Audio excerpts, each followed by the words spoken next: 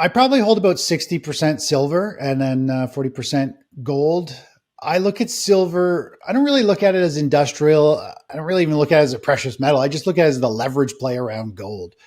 It really just is kind of that rocket. It's more of like the small cap stocks to me of like the precious metal space. It's volatile. It moves fast. It underperforms for a while and then will take off like a rocket and play catch up and go beyond gold. So it's really just the volatile play. It's the aggressive play to take advantage, a super cycle, a big move in the market. So you need everything to be aligned. Once all the markets, when gold is moving up, silver is moving up, miners are moving up, they're all in confirmed uptrends. The dollar is starting a downtrend. That will be like the perfect storm. Gold has traditionally outpaced silver as a store of value, but the Silver Institute suggests silver's dual role as an industrial and precious metal could lead to record highs this year. The historical pattern indicates that gold usually makes a move first before silver rises. Potential rate cuts by the Federal Reserve in the current economic climate might weaken the dollar, benefiting gold and, subsequently, silver. Amplified global demand will also be a catalyst for higher silver prices. The Silver Institute is forecasting silver to reach as high as $30 per ounce, constituting a record high, according to data provider LSEG. ChrisVermeulen is the founder of thetechnicaltraders.com and is a widely recognized figure in financial analysis. ChrisVermeulen allocates 60% of his portfolio to silver, emphasizing its potential for rapid growth, likened to a rocket taking off. In the context of a bullish silver investment, Vermeulen anticipates an optimal scenario when gold, silver, and mining stocks go upward, while the dollar depreciates, creating an environment for silver to outperform. Silver is an undervalued asset based on gold's price performance. If gold continues to rally and silver can break above technical resistance at the $26 per ounce level, the buying herd could push metal and mining share prices substantially higher. Meanwhile, as the trading range narrows, silver's potential means the precious metal could be a sleeping giant at the current price level. Entering 2024, the silver price struggled to maintain its gains due to anticipated slowing industrial demand. Additionally, stronger than expected U.S. inflation in January cast doubt on the prospect of the Fed's early interest rate cut. Chris further cautions against entering the current high-risk market due to greater downside potential than upside in the coming years. Moreover, he criticizes dollar-cost averaging for its poor returns and challenging execution. Now, we present the clips of ChrisVermeulen's insights from his recent interview with Commodity Culture. Before we continue to delve into this discussion, please subscribe to our channel and activate the bell icon for timely updates. I don't really look at it as industrial. I don't really even look at it as a precious metal. I just look at it as the leverage play around gold. It really just is kind of that rocket. It's more of like the small cap stocks to me of like the precious metal space. It's volatile. It moves fast. It underperforms for a while and then will take off like a rocket and play catch up and go beyond gold. So it's really just the volatile play. It's the aggressive play to take advantage, a super cycle, a big move in the market. So you need everything to be aligned. Once all the markets, when gold is moving up, silver is moving up, miners are moving up, they're all in confirmed uptrends. The dollar is starting a downtrend. That will be like the perfect storm. We've probably gone through a bear market already, so things have been cleansed. That'll be the perfect storm where silver will definitely be the preferred play. Silver miners will also be, the high leverage play on that. So I just look at it as the small cap aggressive play that you don't want to touch unless it's in the perfect market environment. And we're not there yet. I believe we're kind of up in nosebleed section. I think anybody who gets in here is buying at maximum peak risk. There's a lot more downside potential than there is upside for the next few years. Dollar cost averaging, it works if you're really young, you got 20, 30, 40 years. But the problem with dollar cost averaging is like really average poor returns. You're buying at a premium right now, and then you're buying some at a discount later. And the problem is a lot of people don't want to actually buy when it's at a discount in a bear market. People are the opposite. They want in now, but they don't want to buy after markets have corrected because their portfolio lost so much. They're scared to get in it. So the dollar cost averaging is tough to even follow, believe it or not. But you get these terrible average returns because you're holding stocks as they're going down. And I'm not a fan of that strategy.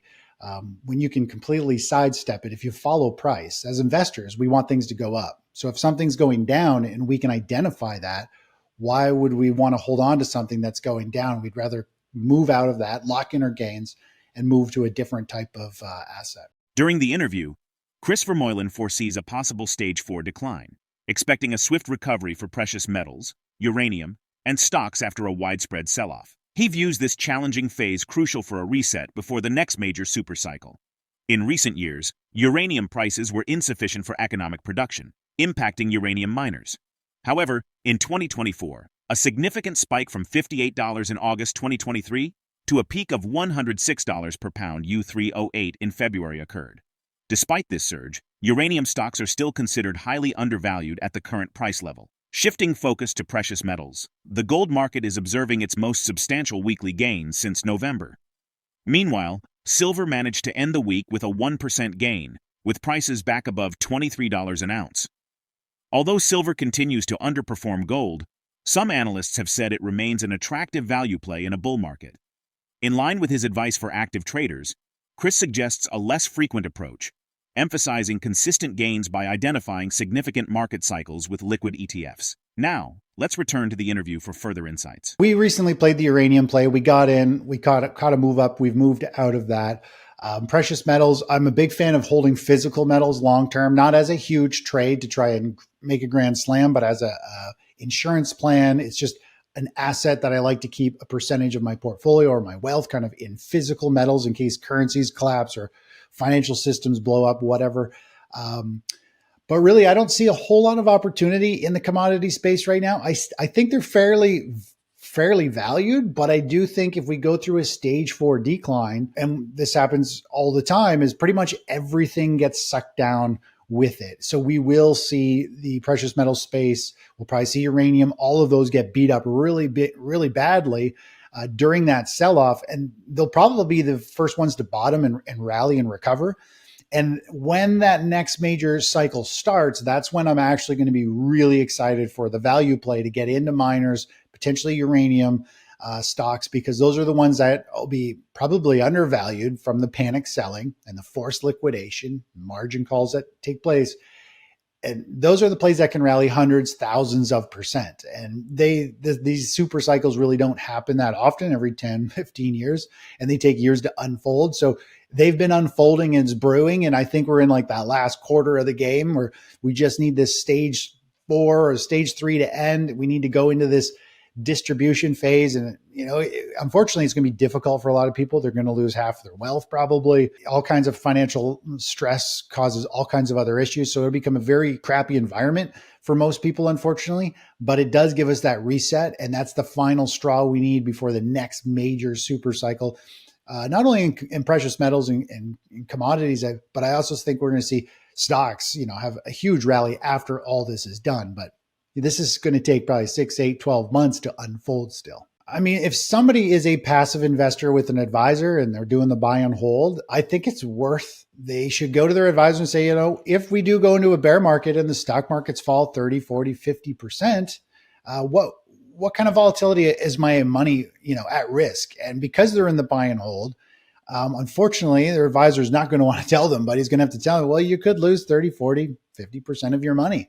And if people realize that the buy and hold, their life savings with an advisor who's supposed to be protecting their capital is literally just sitting there with huge risk at probably the most critical time, they're close to retirement or they're already retired, and we're about to walk into a huge storm, they're probably going to be real shocked to realize that they're paying somebody to not even protect them from the downside. And if you're a really active trader, I think you need to realize, the less you trade is probably the better. It's trying to identify these big cycles. You can see here on my charts where these trades last 2, 3, 4 months at a time.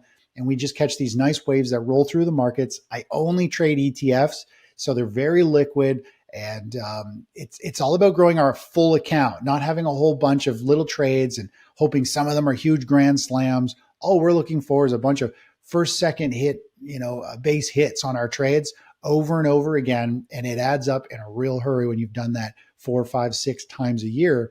And the ETFs moves nice and slow. They have very low volatility. In the precious metals sector, gold has historically stood as a beacon of stability and a hedge against economic uncertainties. On the other hand, silver, with its dual role as both an industrial and precious metal, adds a layer of complexity to the unfolding narrative. How do you perceive the current dynamics in the precious metals market, and what factors do you believe will significantly impact their future performance? Share your thoughts in the comment section below. If you find this video informative, don't forget to support our channel and turn on notifications to stay informed about our latest videos. See you in the next video.